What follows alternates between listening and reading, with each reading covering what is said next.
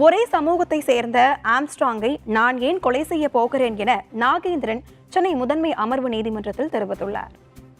பகுஜன் சமாஜ் கட்சியின் மாநில தலைவராக இருந்த ஆம்ஸ்ட்ராங் கொலை வழக்கு சென்னை முதன்மை அமர்வு நீதிமன்ற நீதிபதி கார்த்திகேயன் முன்பு இன்று விசாரணைக்கு வந்தது. அப்போது வழக்கில் குற்றம் சாட்டப்பட்டுள்ள நாகேந்திரன் உள்ளிட்ட 27 பேர் நேரில் ஆஜர்படுத்தப்பட்டனர். தொடர்ந்து வழக்கில் குற்றம் சாட்டப்பட்டவர்கள் தங்களுக்காக வாதாடி வழக்கறிஞரை நியமிக்க அவகாசம் வழங்கிய நீதிபதி விசாரணையை டிசம்பர் 20ஆம் தேதிக்கு ஒத்திவைத்தார்.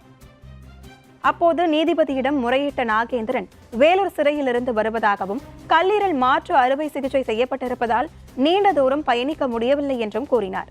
ஒரே சமூகத்தை சேர்ந்த ஆம்ஸ்ட்ராங்கை நான் ஏன் கொலை செய்ய போகிறேன், 27 ஆண்டுகளாக சிறையில் இருக்கும் தன்னை காவல்துறை சிறையில் வைத்தே கொல்ல பார்ப்பதாகவும் தெரிவித்தார்.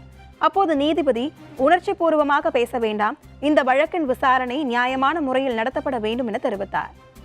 வழக்கில் சாட்சி விசாரணை துவங்கிய பின் நாகேந்திரனை சிறை மாற்றுவது தொடர்பாக பரிசீலிக்கப்படும் என தெரிவித்த நீதிபதி விசாரணையை டிசம்பர் 20ஆம் தேதிக்கு ஒத்திவைத்து உத்தரவிட்டார்.